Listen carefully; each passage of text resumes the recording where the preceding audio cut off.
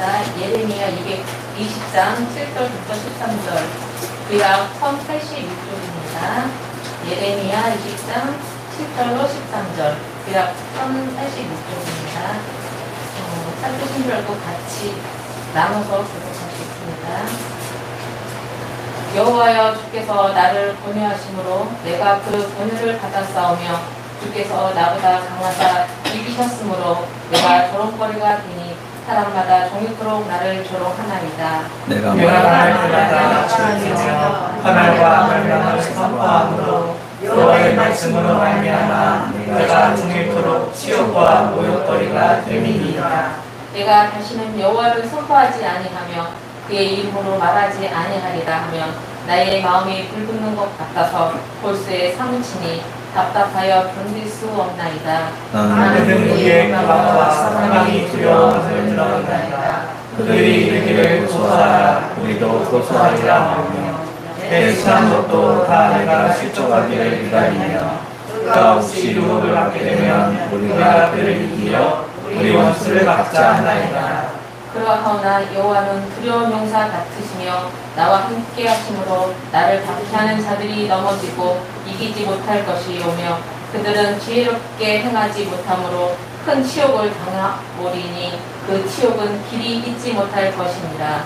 의인을 시험하사 그 패고와 심장을 보시는 만민의 여호와여, 나의 자정을 주께 하여 사온즉 주께서 그들에게 보복하심을 나에게 있게 하옵소서. 여호와께 노래하라, 너희는 여호와를 찬양하라. 가난한 자의 생명을 패망자의 손에서 구원하셨음이니라. 아멘.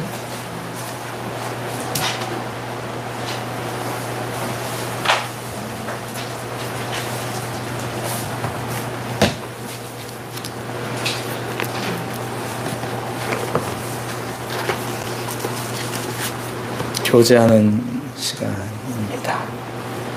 우리 같이 오늘은요 한번들 일어나 보세요. 우리가 인사할 때 좀 일어나 보세요. 일어나서 좀 인사하도록 하면 좋을 것 같아요. 다 일어나 보세요. 자, 다 일어나셔서 서로 마주 보고 이렇게 마주 보고 뭐 하는 거예요 지금 핸드폰을 하고 이 시간에 마주 보고 자 우리 같이 서로 교제 좀 하도록 하겠습니다. 얼굴 좀 보면서 인사하세요. 아니 53 이쪽 좀 봐. 이쪽은 이쪽 보고 이렇게 서로 이렇게 네 저쪽 보고 네 우리 같이 잘 오셨습니다. 환영합니다. 네, 손도 좀 둬도 괜찮아요. 그 다음에 괜찮습니다. 잘했습니다. 좋습니다. 잘 될 겁니다. 예, 형제와 함께 사는 거 하겠습니다.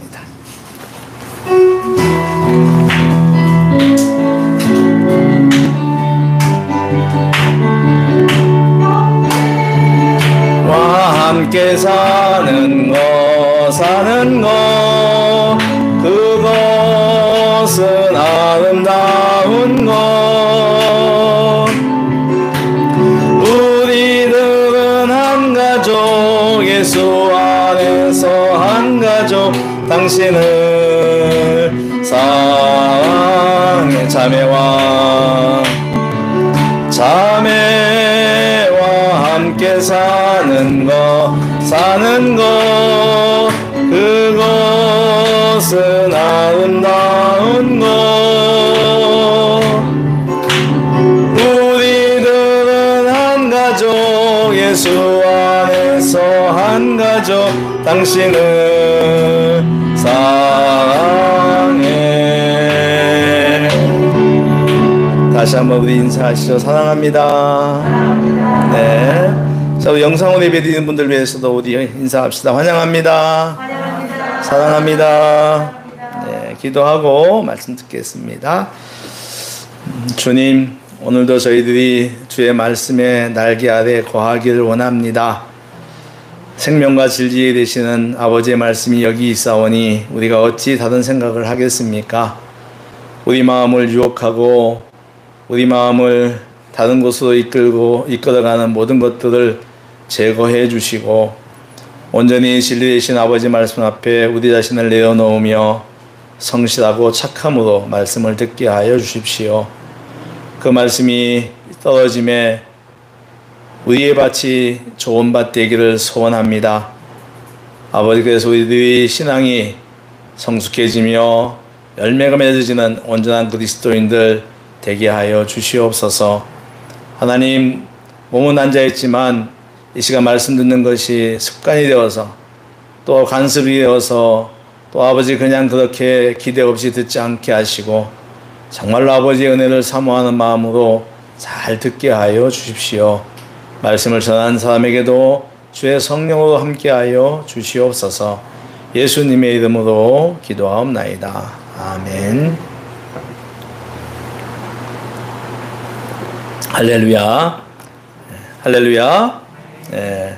하나님께서 오늘도 우리에게 말씀과 성령으로 은혜를 줄 믿습니다. 아멘이 너무 적은 것 같아요. 믿습니다.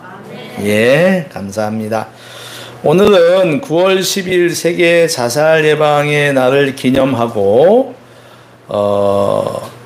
이에 생명을 살리는 한국 교회가 생명보듬주일로 드리는 날이에요. 9월 18일 오늘인데 이 땅의 생명의 가치를 회복하고 한국 사회의 심각한 자살의 문제를 위해서 기도하는 뜻깊은 날입니다. 원래는 10일 전후로 지키는데 이번에는 추석이 끼어 있어서 셋째 주일로 지킵니다.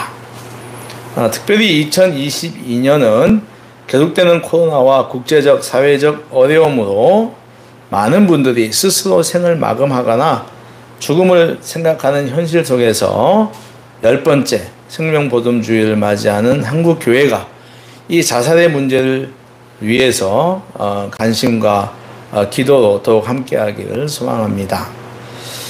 이 자살의 내용으로 설교를 준비하면서 우선 우리가 사랑하는 이를 떠나보내고 슬픔 가운데 있는 유족들에게 주님의 위로가 함께하기를 기도합니다. 또한 말할 수 없는 아픔과 고통 가운데 있는 성도들이 있다면 오늘 말씀을 통해서 회복하시는 주님의 은혜를 만나시기를 기원합니다. 이 세상에는 계속되는 아픔과 고통의 소리가 들려오고 있습니다. 무고한 생명을 무참히 앗아가는 테러와 전쟁이 있고 폭력과 압제도 있습니다. 가난과 질병도 있습니다. 원치 아니하는 사고와 재난도 있습니다. 이 처절한 사망의 행렬을 방관하지 말고 주님의 사랑과 평화, 생명을 북돋는 몸짓으로 교회와 성도는 씨름해야 합니다. 뿐만 아니라 자살하지 말고 살자라는 말로 살갑게 살피며 죽어가는 생명을 살리는 교회, 죽음의 문화를 생명의 문화로 바꾸는 교회, 한 생명을 살리고 보듬는 교회가 되어야 합니다.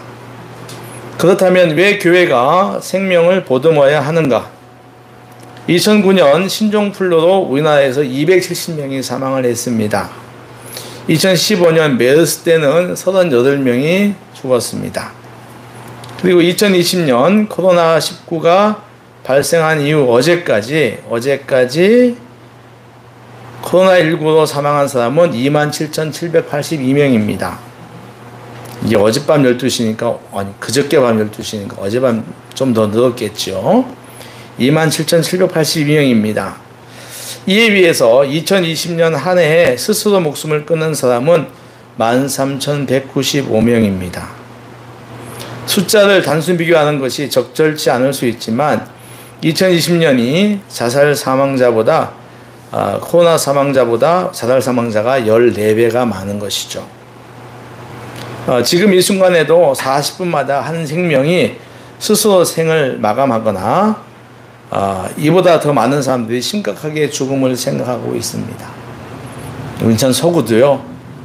인천 서구는 딴 지자체보다 더 많습니다. 인천 서구가 53만 명으로 전국에서도 몇째 가는 최대 기초자치단체잖아요. 그래서 그런지 자살 수자가들이 많습니다. 많고 인천시에 있는 다른 지자체보다도 많습니다. 그래서 우리가 조금 여기에 대해서 또 좀 더 심각하게 생각을 해야 되겠죠. 자살 바이러스가 코로나 바이러스보다 훨씬 강력하게 개인과 공동체를 파괴하고 있는 것이죠. 더 이상 자살을 개인의 문제로 치부할 수 없습니다. 가정과 사회, 국가와 교회가 함께 씨름해야 하죠.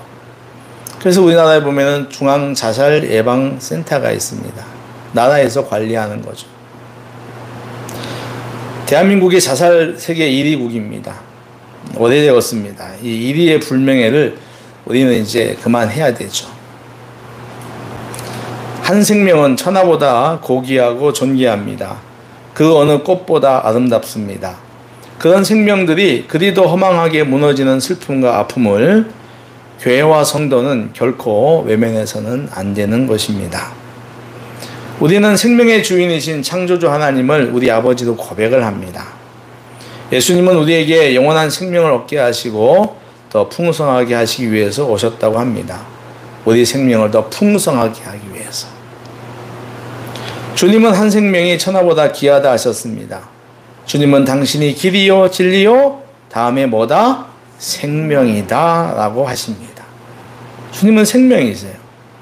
그리고 생명의 성령의 법이 죄와 사망의 법에서 너를 해방하였다고 합니다. 그러니까 생명의 법이 사망의 법에서 너를 해방하였다고 하는 거죠. 우리 주님은 이 가르침을 성령님을 통해서 또 성령님은 이 가르침을 통해서 계속해서 우리를 이끌어가고 계십니다. 우리 스스로 질문을 해볼 수가 있습니다. 생명이라고 말씀하시는 예수님을 따라가는 한국 교회와 우리는 한 사람, 한 영혼, 한 생명을 진실로 소중히 여기고 있는가라고 생각을 볼 수 있는 거예요. 생명 보듬이로서 생명을 지킴이로서 거룩한 사명을 우리가 교회가 잘 감당하고 있는가 하는 것입니다.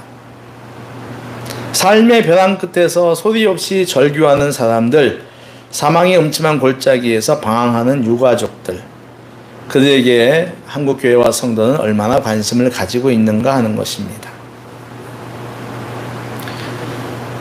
우리 교회들이 특별히 이 문제에 대해서 좀 많이 생각을 하고 반성을 좀 해야 되지 않을까 생각도 하고 있습니다.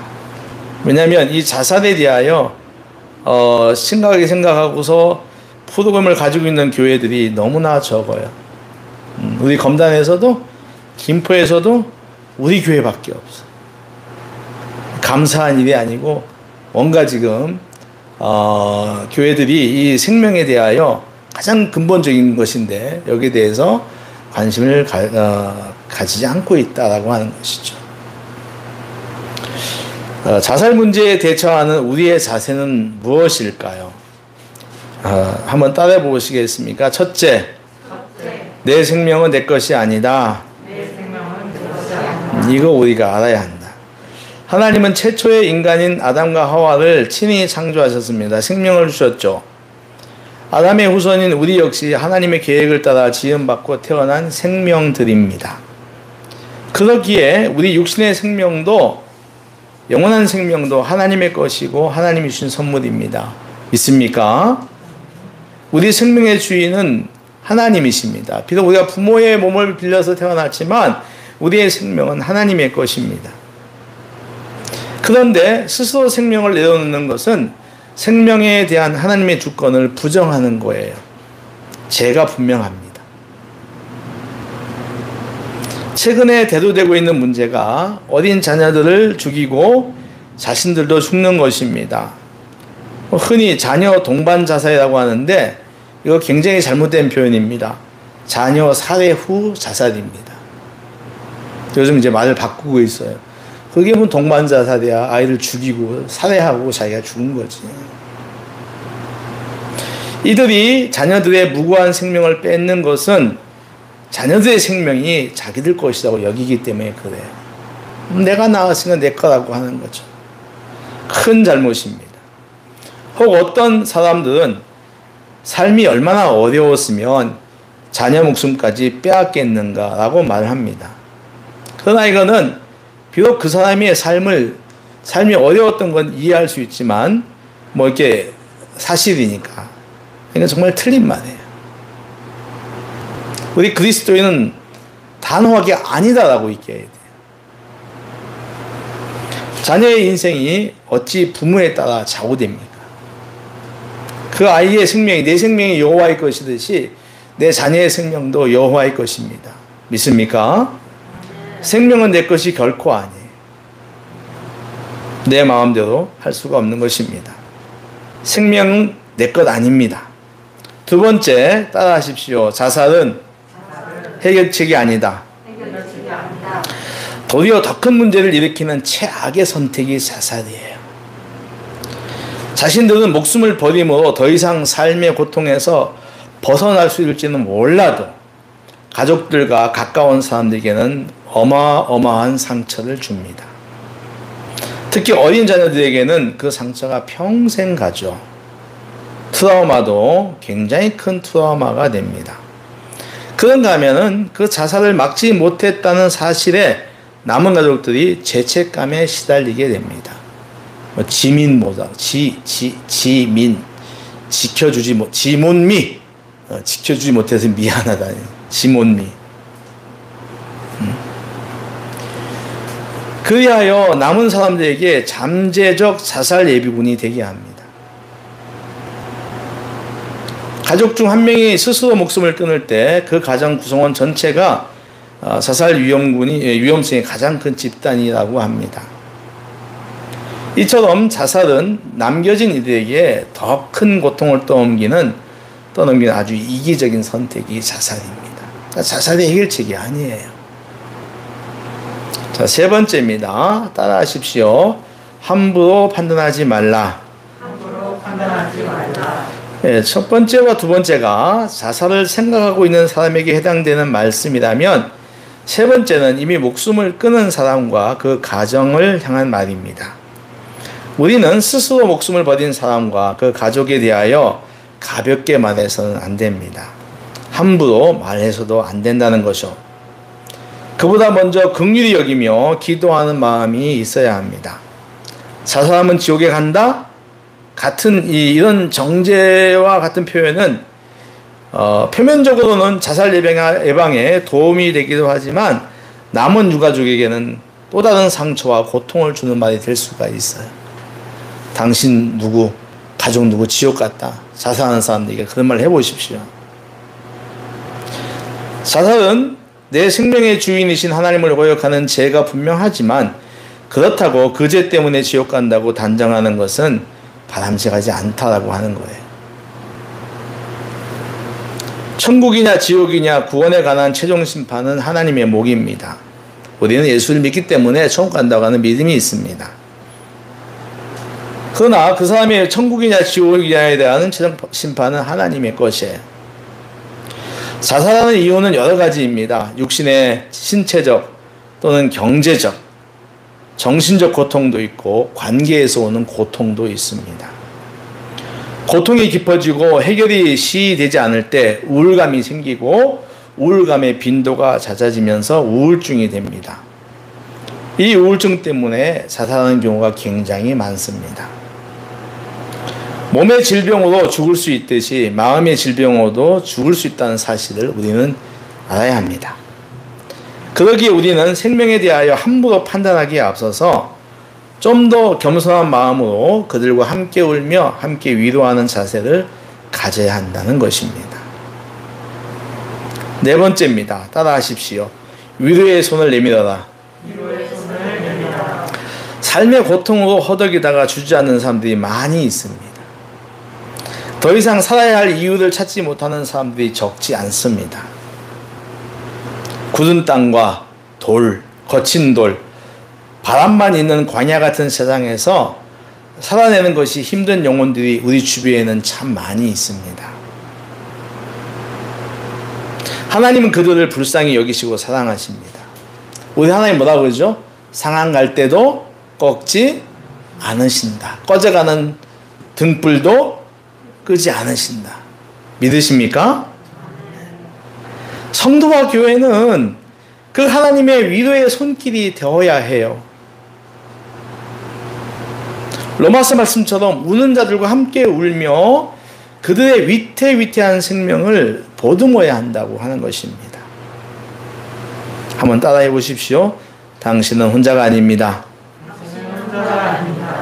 당신은 소중합니다. 오늘 우리가 이따가 나가서 캠페인할 때도 이거 많이 할 거예요. 당신은 혼자가 아닙니다. 한번 더 해봅시다. 당신은 혼자가 아닙니다. 그럼 누가 있다는 겁니까? 누가 그 사람 옆에 있어야 됩니까? 교회와 성도가 옆에 있어야 되는 거예요.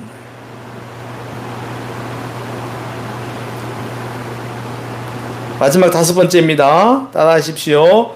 믿음의 선한 싸움을 싸우자. 믿음의 선한 싸움을 싸우자. 이게 중요해요. 우리 세상이 황금 만능주의 아닙니까? 돈이면 뭐 진짜 다 되지 않습니까? 그리고 성공제일주의. 어떻게 하든 간에 성공만 하면 된다라고 하는 거. 또 권력지상주의도 있어요. 권력을 가져야 한다. 외모지상주의도 있습니다. 이것도 참 큰일입니다. 이게 다 자본과 관련된 거예요. 자본은요, 굉장히 이제 중립적 개념이지만, 우리가 돈, 재정 하면은 중립적 개념인데, 자본하면 그때부터는 탐욕의 성질이 들어가게 되어 있어요.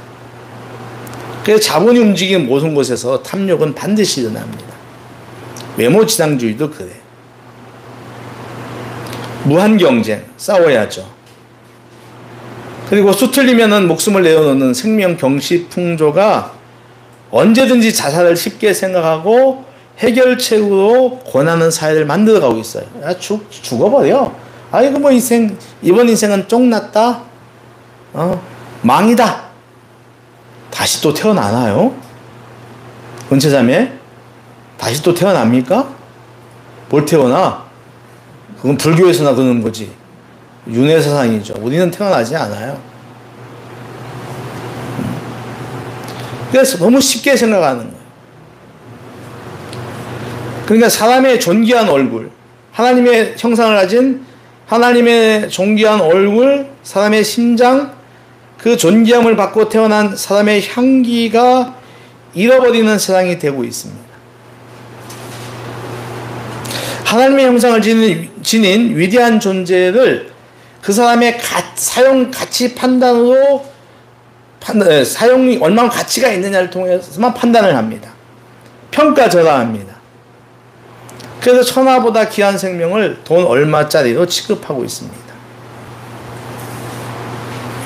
이런 점에서 본다면 자살은 일종의 사회적 타살일 수도 있어요.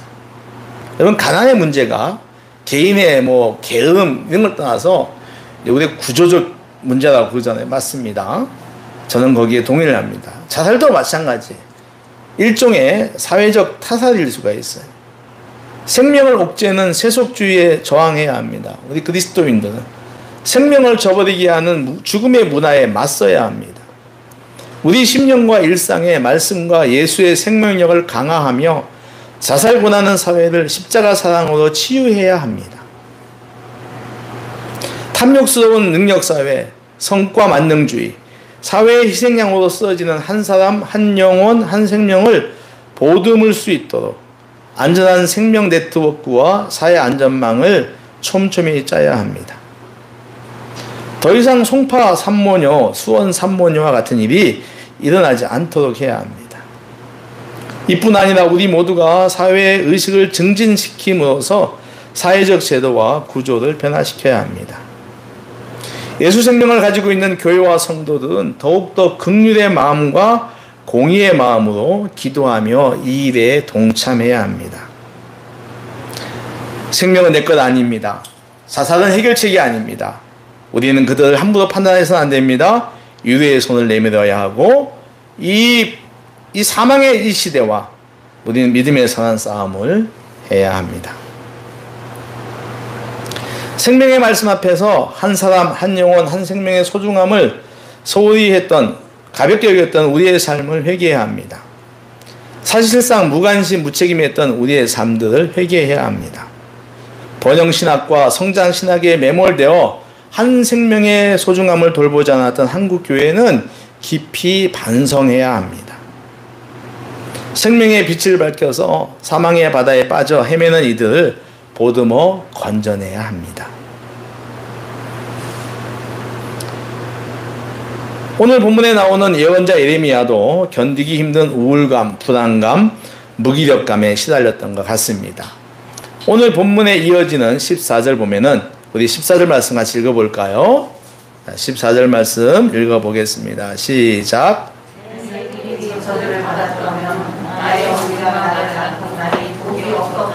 예, 자기 생일까지 저주하고 있어요. 그러니까 이런 신세 한탄과 독백도 때로는 도움이 될 수가 있습니다. 속에 쌓아두지 않고 입 밖으로 쏟아내는 것, 우리는 그걸 갖다가 치유의 첫 거듭이라고 합니다. 하지만 이런 괴로운 독백을 계속 혼자 오래 하거나 자주 해서는 안 되겠지요. 그렇죠. 예레미야는 자기 나라가 망해가는 시절 예언자로 부름받은 것 자체가 굉장히 무거웠을 거예요. 하나님 말씀에 담겨있는 불편한 진실을 외쳐야 되잖아요. 그러니까 예레미야가 외친 게 뭡니까? 항복해라 이거예요. 자기 나라 보고 행복하라는 게 그게 무슨 그 나라를 위한 것입니까? 그리고 포로로 끌려가라 이거예요. 끌려가서 거기서 때를 기다리라는 하나님께서 다시 돌아오게 할 때를. 이것은 하나님의 심판이니까 그 이스라엘 괜히 살겠다 뭐 애굽으로 가서 붙어 도움을 청해라 이런 거 하지 말라는 거예요. 이게 진실이에요. 그러니까 얼마나 이 얘기 갖다가 자기 나라 사람들이 하는 게 불편하겠습니까? 그렇지 않습니까? 위로하고 희망을 가지자 이런 메시지가 아니라 망할 거니까 헛짓하지 마라 이런 메시지를 해야 되니까. 근데 이 역할을 한다는 거 굉장히 어려운 일 아닙니까?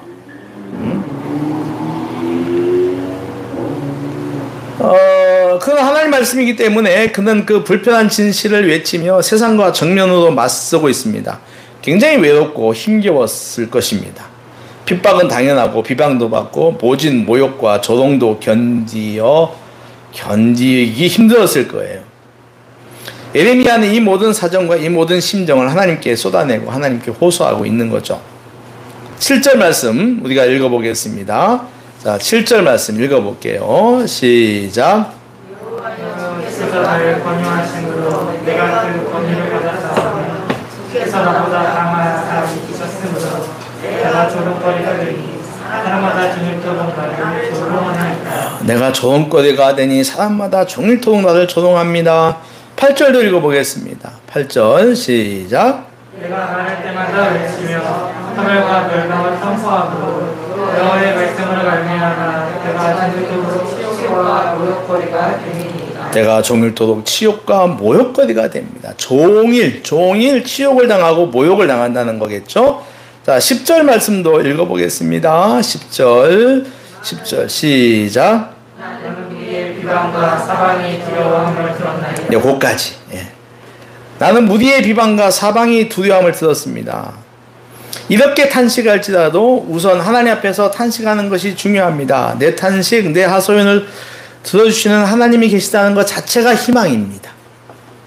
그러니까 우리는 기도해야 돼요. 하나님 앞에 나와서. 예레미야는 심지어 하나님 원망하는 것 같은 절규도 하고 있는데요. 자, 우리 아까 7절 읽었듯이 여호와여 주께서 나를 권유하심으로 내가 그 권유를 받았사오며 주께서 나보다 강하사 이기셨으므로, 여기서 주께서 나를 권유하셨으므로 라고 하는 이 말의 원문을 이게 그 당시 분위기에 맞게 번역을 하면 이런 거예요. 주께서 나를 호리셔서, 여러분 호리신다는 말이 뭔지 아시죠? 예, 호린다. 하여튼 호리셔서 주께서 나를 속이셔서 내가 주님의 억지에 말려들고 말았습니다. 내가 이 꼴이 되고 말았습니다. 내가 주님께서 내가 이 메시지 전파하지 않은 내 백성을 향해서 이런 메시지 전파하고 싶지 않았는데 주님께서 날 꿰가지고 호려가지고 내가 억지로 말려들었다. 이게 내 꼴입니다. 라고 하는 거예요. 굉장히 이제 예언자 노릇이 되게 힘들고 핍박이 무지 힘들고 요즘 말로 말하면 악플러들의 공격이 굉장히 심한 거죠. 하나님 왜 나를 예언자로 세우셔서 이리도 고생시킵니까? 나 못합니다. 못 살겠어요. 이게 예레미야의 기도입니다. 이렇게 하나님 앞에서 하나님께 내 심경을 솔직히 토로해야 합니다. 그러면요, 한번 따라해보세요. 하나님은 반드시 응답하신다. 왜냐하면 우리 하나님 세상에 가장 좋은 상담가 하시고 반드시 응답하시죠. 예레미야는 이 절규하고 탄식하는 기도를 통해서 확신을 얻습니다. 11절 말씀 읽어보겠습니다. 11절 말씀 시작. 그러하여 주여 용서가 있으며 나와 함께 하심으로 나를 박대하는 자들이 넘어지고 이기지 못할 것이며 그들은 지혜롭게 행하지 못함으로 큰 치욕을 당하오리니 그 지옥은 길이 잊지 못할 것이니이다. 아멘. 나를 박해하는 자들이 넘어지고 이기지 못할 것이다. 힘센 용사 같으신 주님이 나와 함께 하시니 나를 괴롭히는 악한 것들은 물러갈지어다. 나사렛 예수 이름으로 명하노니 나를 괴롭히는 어둠의 세력은 물러갈지어다. 아멘. 이처럼 쏟아내는 기도로 하나님께 매달린 끝에 예레미야는 정신을 차리고 기운을 차립니다. 하나님이 주신 귀한 생명, 귀한 직분, 귀한 사명을 보듬고 다시 일어나 구원하시는 하나님을 찬양하는 거죠. 13절 말씀해 보니까 13절 같이 읽겠습니다. 시작. 여호와께 노래하라. 너희는 여호와를 찬양하라. 가난한 자의 생명을 행악자의 손에서 구원하셨습니다. 아멘. 가난한 자의 생명을 행악자의 손에서 구원하셨다. 구원하셨다고 하는 거예요. 이 하나님을 찬양하고 노래하라고 합니다. 신영철이라는 작가가 있습니다. 슬픔을 공부하는 슬픔이라는 책에서 이런 얘기를 했다고 합니다. 정직한 절망은 소중하지만 그것이 오래 반복되면 기묘한 향락이 된다. 잘 들어보세요. 우리는 허황된 희망과도 싸워야 하지만 즐거운 절망과도 싸워야 한다. 이런 말을 했어요. 그러니까 정직한 절망은 소중하지만 하나님 앞에 나와서 내가 이렇게 힘들은 것을 하는 것은 소중하지만 그것이 오래 반복되면 기묘한 향락이 된다고 되었어요. 그거 아시죠? 뭐라고 해요? 계속 하면서 그냥 빠져들어가는 거예요, 거기에. 우리는 허황된 희망과도 싸워야 하지만 즐거운 절망과도 싸워야 하지 않을까라고. 정직한 절망은 소중하고 필요하지만 거기에 홀로 계속 오래 머물러서는 안 된다는 말입니다. 계속 머무르다 보면 그 절망은 기묘한 향락이 되고 즐거운 절망이 될 수 있다는 거예요. 하나님께 다 쏟아내며 기도하는 것이 해결책입니다. 우리를 삶의 고통에서 구원하시는 하나님을 찬양하며 간구하시기 바랍니다. 십자가 사랑의 능력으로 치유하시리라 믿습니다. 하늘의 생명력을 품고 다시 일어설 수 있음을 믿습니다. 허황된 희망과 즐거운 절망을 강요하는 이 우울한 세상에서 나 자신과 가족과 이웃의 생명을 보듬고 삶의 소망과 건강하고 안전한 돌봄과 치료, 죽음의 문화에 맞서서 생명의 문화를 세우며 슬픔과 아픔으로 죽음의 문턱에 있는 한 사람, 한 영혼, 한 생명을 보듬는 교회와 성도가 되기를 소망합니다. 이것이 우리가 감당할 수 있고 감당해야 되는 거룩한 사명입니다. 한번 따라해 보시죠. 당신은 소중합니다. 당신은 혼자가 아닙니다. 예수님이 당신을 사랑하십니다. 기도하겠습니다. 생명을 주시는 하나님, 생명의 주인 되시는 여호와 아버지 하나님, 우리에게 생명을 허락하셔서 오늘 여기 살아있게 하시니 감사합니다. 예수 그리스도를 믿어 영원한 생명 누리게 하시니 감사합니다. 생명을 보살피는 하나님, 세상 사는 일이 너무 힘겨워 천하보다 귀한 생명들이 쓰러져 가고 있습니다. 긍휼히 여기시고 자비를 베풀어 주시옵소서. 생명을 보듬으시는 하나님, 우리를 통하여 죽음의 벼랑 끝에 서 있는 이들을 붙잡아 주시옵소서. 우리를 통하여 사랑하는 가족을 보내고 아파하는 이들을 품어 주시옵소서. 생명을 북돋으시는 하나님, 어떤 상황에서도 포기하지 않는 믿음으로 다시 일어서게 하옵소서. 어떤 역경에서도 십자가 부활의 능력을 힘입어 다시 시작하게 하옵소서. 생명 보듬이 생명 지킴이로 살아가는 우리를 이끌어 주시옵소서. 생명의 주님 되시는 예수님의 이름으로 기도하옵나이다. 아멘. 500장 찬송가 하겠습니다.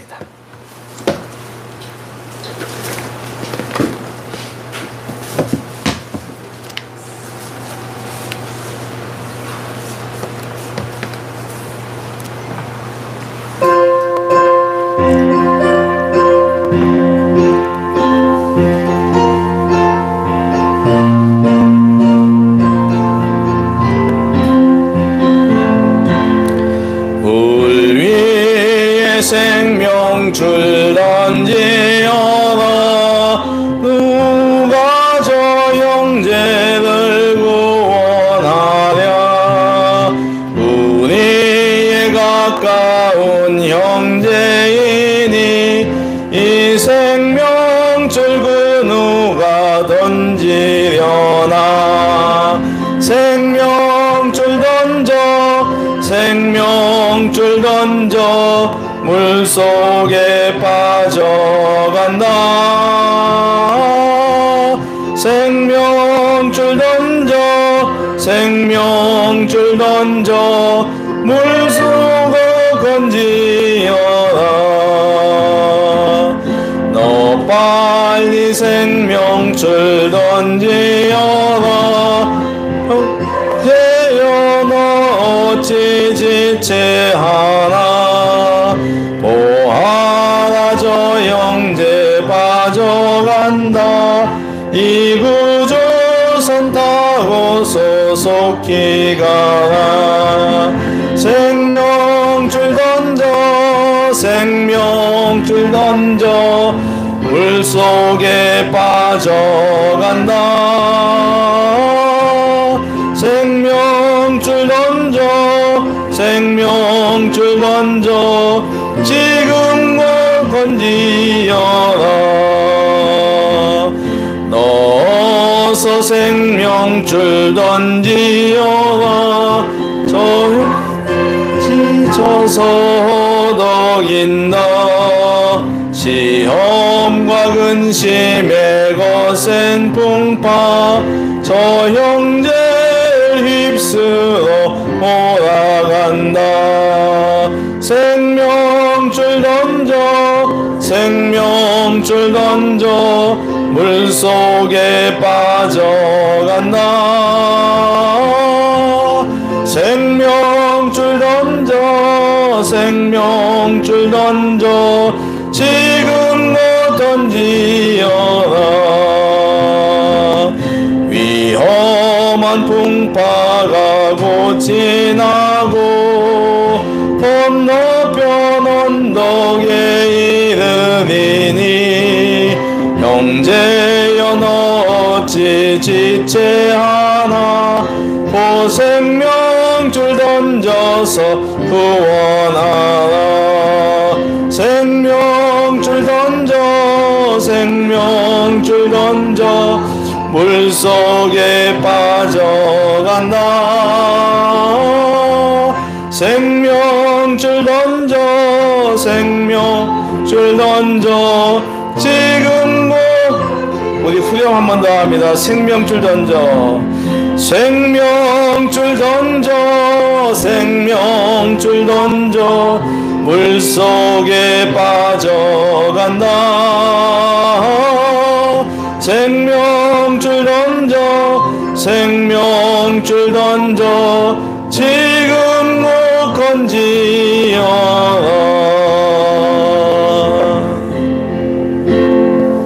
아멘. 강구 말씀을 드리겠습니다. 오늘 예배 함께한 모든 성도님을 환영합니다. 환영합니다. 환영합니다. 네. 오늘은 생명보듬 주일로 지키고 오늘 오후에 우리 점심 먹은 다음에 생명사랑 전도 캠페인을 나가겠습니다. 우리 지난주에 준비를 다 해놔서 시간이 이렇게 많이 걸리지는 않을 것 같습니다.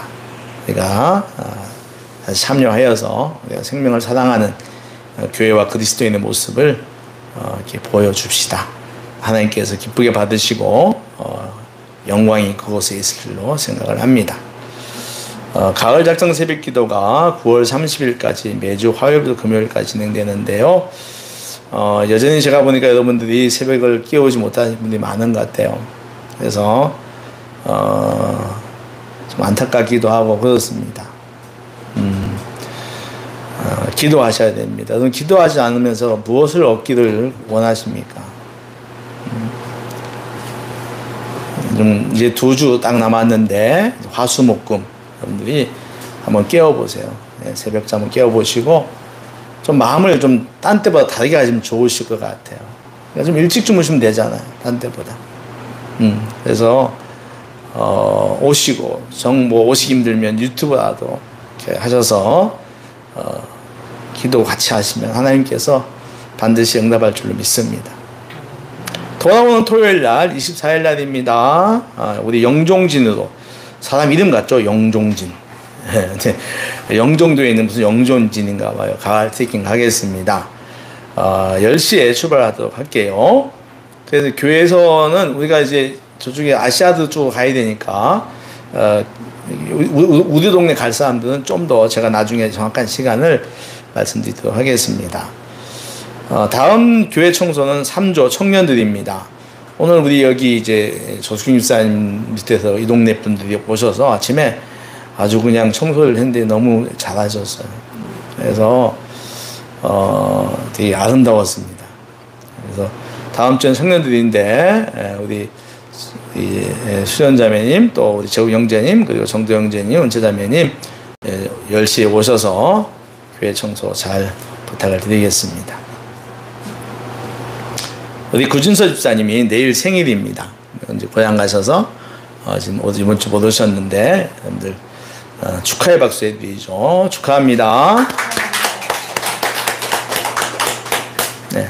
그리고 저기 지금 또 우리 은채자매가 롤페이퍼 만들어 왔으니까 오늘 가실 때 꼭 구진서 집사님 또 지금 항암하고 있잖아요. 굉장히 이제 믿음의 행진을 하고 있는데 좋은 격려의 말들, 축하의 말들 써주시기를 바랍니다. 다음에 이제 우리와 한 가족 되시는 분들이 있습니다. 우리 김혜선 집사님하고 김미영 성도님이신데 새 가족이라는 말을 쓰려고 하니까 너무나 헌 가족이 돼서 그래서 그냥 기도했어요. 하나님 어떻게 하면 뭐 좋을까 했더니 한 가족이라고 해라. 한 가족이니까. 그래서 오늘 두 분을 좀 환영하도록 하겠습니다. 자, 두 분 앞으로 좀 나오시겠습니다. 김혜선 집사님하고 우리 김미영 성도님하고 그 옛날에 2006년도에 뭐 좋은생 교회 멤버들인데 다시 나오게 돼서 감사하고 이거를 우리 김하자 권사님이 좀 갖고 나오세요. 갖고 하나는 백 권사님이 갖고 나오시고 자 권사님 두 분이 하나씩 갖고 나와서 자 사진도 좀 부탁을 하나 딱 받을 때 이게 지금 스토키라고 하는 식물인데 가서 키우는 거래요. 우리 정기 집사님이 이쪽으로 나오세요. 나오셔서 이렇게 이쪽에 서가지고 이렇게 우리 김미영 선생님한테 네 우리 권사님이 백원사님 이쪽 오시고 우리 김 집사님 저 혜선님 잠깐 이쪽으로 아니 혜선 집사님 요쪽으로 서고 그렇게 해서